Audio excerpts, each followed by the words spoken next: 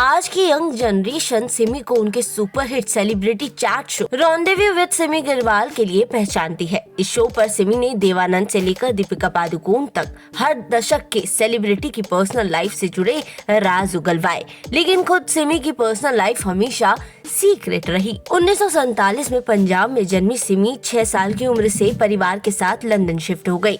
उन्होंने वहां अपनी बहन अमृता के साथ स्कूली पढ़ाई पूरी की। उस दौर में सिमी क्वीन एलिजाबेथ को अपना आइकन मानती थी। इसके बाद 15 साल की उम्र में सिमी एक्ट्रेस बनने के लिए भारत लौटी और फिल्मों में काम ढूंढने लगी। एक इंटरव्यू के दौरान उन्होंने कहा था कि जहां तक उन्हें याद है कि उन्होंने अपने करियर की शुरुआत film Tarzan goes to India से की थी। इस फिल्म में उन्हें डैशिंग और हैंडसम फिरोज खान के ऑपोजिट कास्ट किया गया था।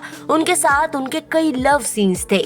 15 साल की उम्र में कैमरे के सामने उनका कोई एक्सपीरियंस ना होने के बावजूद उनका पहला परफॉर्मेंस काफी यादगार रहा। हालांकि सिमी को अपना टैलेंट साबित करने के लिए काफी जूते घिसने पड़े। सिमी ने साल 1965 में देवानंद के ऑपोजिट 3 देवियां और 1967 में मनोज कुमार के ऑपोजिट 2 बदन की, लेकिन उन्हें उतना नोटिस नहीं किया गया। 4 साल में 9 फिल्में करने के बावजूद उनको वो पहचान नहीं मिल पाई। हालांकि ये पहचान उन्हें मेरा नाम जोकर फिल्म से मिली। इस फिल्म में उन्होंने मिस मैरी का किरदार निभाया था। इस किरदार में उनका जो बोल्ड सीन था वो उस समय के हिसाब से काफी ज्यादा चर्चा में रहा। 1972 में आई सिमी की फिल्म सिद्धार्थ उनकी सबसे विवादित फिल्मों में से एक रही। दरअसल ये फिल्म बॉलीवुड इंडस्ट्री की सबसे पहली न्यूड सीन देने वाली फिल्म रही। इसमें उन्हें शशि कपूर के ऑपोजिट कास्ट किया गया था। ये बॉलीवुड का पहला न्यूड सीन था और वो भी 1972 के जमाने में। फिल्म की कुछ तस्वीरें इंग्लिश मैगजीन के कवर पर भी छपी तो इस पर जमकर बवाल हुआ। इतना ही नहीं, मामला तो अदालत तक गया। इस फिल्म को भारत में रिलीज करने की इजाजत भी नहीं मिल पाई। हालांकि हैरानी की बात यह है कि कई बोल्ड फिल्में करने के बावजूद सिमी को कभी सेक्स सिंबल का टैग नहीं मिला।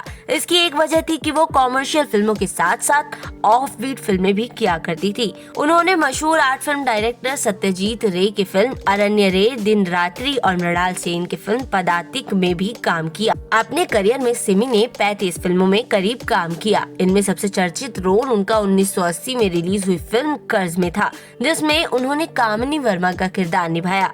ये उनका पहला लीड नेगेटिव रोल रहा। फिल्मों के अलावा सिमी ने 1997 में अपने chat show rendezvous with Simi Garewal से अलग ही पहचान बनाई। इस शो पर सिमी ने देवानंद से लेकर विजय माल्या और रेखा से लेकर दीपिका पादुकोण तक हर किसी का इंटरव्यू किया। कई बड़े सेलेब्स ने यहाँ बड़े कंट्रोवर्शियल बयान दिए। खुद सिमी ने अपने शो पर एक्ट्रेस रानी मुखर्जी से उनके और आदित्य चोपड़ा के रिलेशनशिप पर सवाल किए तो उनका रानी से विवाद हो गया था।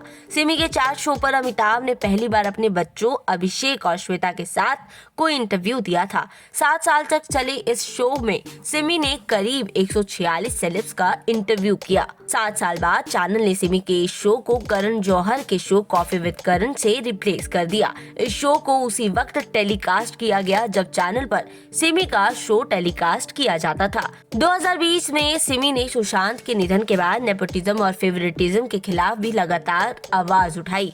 कंगना रनौत की वो तारीफ करती हुई दिखाई दी। उनका एक ट्वीट भी सामने आया जिसमें उन्होंने कंगना रनौत की काफी सराहना की थी। ट्वीट में उन्होंने लिखा था, मैं चुप रही क्योंकि मैं कंगना की जितनी बहादुर नहीं थी। सिमी ने अपने करियर में राज कपूर और मनमोहन देसाई जैसे बड़े डायरेक्टर्स के साथ काम किया था। एक्ट्रेस का नाम इन दोनों के साथ जोड़ा गया। उस दौर में कई फिल्मी मैगजीन्स ने 23 साल बड़े राज कपूर के साथ उनके अफेयर के किस्से को छापा था। हालांकि इसे लेकर सिमी ने आज तक कोई बयान नहीं दिया। सिमी को लाइफ में पहली बार जिस शख्स से प्यार हुआ वो लंदन में उनके पड़ोसी और जामनगर के महाराज शत्रुशल्य सिंह थे। हालांकि 17 साल की उम्र में बना ये रिश्ता केवल 3 साल तक चला। फिर सिमी की लाइफ में भारतीय क्रिकेटर टीम के पूर्व कप्तान मंसूर अली खान पटौदी की एंट्री हुई। पटौदी इस रिश्ते को लेकर काफी सीरियस थे और सिमी को अपने घर वालों से मिलवाने का मन भी बना चुके थे, पर तभी उनकी वाइफ यानी शर्मिला टैगोर की एंट्री हुई और वो सिमी से अलग हो गए। 1970 में सिमी ने बिजनेसमैन रवि मोहन से शादी की जो महज 3 साल चल पाई। हालांकि दोनों ने 9 साल बाद तलाक लिया, जिसके बाद सिमी ने दोबारा शादी नहीं की। सिमी ने एक इंटरव्यू के दौरान ये भी बताया था कि रवि मोहन एक अच्छे इंसान थे। एक दौर में सिमी अग्रवाल का नाम मशहूर बिजनेसमैन टाइकून रतन टाटा के साथ भी जुड़ा। 2011 में दिए गए इंटरव्यू में सिमी ने खुद इस बात का खुलासा किया था। उन्होंने बताया कि वो और टाटा कुछ वक्त के लिए रिलेशनशिप में थे। बाद में दोनों ने अलग होने का फैसला किया और हमेशा एक दूसरे के अच्छे दोस्त बने रहे। इस इंटरव्यू में टाटा की तारीफ करते हुए सिमी ने उन्हें परफेक्शनिस्ट और जेंटलमैन का टैग भी दिया। उनके सेंस ऑफ ह्यूमर की भी तारीफ की। इतने सारे लोगों के साथ नाम जुड़ने के बावजूद सिमी अग्रवाल के जीवन का सबसे बड़ा दुख मां ना बन पाना था। साल 2013 में फिल्म फेयर को दिए गए एक इंटरव्यू में सिमी ने कहा था, मेरी जिंदगी का सबसे बड़ा अफसोस है कि मेरा कोई बच्चा नहीं है। मैं एक बेटी गोद लेने वाली थी, सब कुछ हो गया था। मैं एक अनाथ आश्रम गई थी और जहां मुझे विजया नाम की एक बच्ची मिली, उसके घर वालों ने उसे रेलवे स्टेशन पर छोड़ दिया था।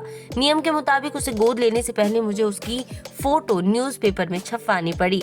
3 महीने तक किसी ने बच्चे की सुध नहीं ली, लेकिन जैसे ही मुझे उसकी कस्टडी मिलने वाली थी, बच्चे के माता पिता सामने आ गए और उस दिन मेरा दिल टूट गया।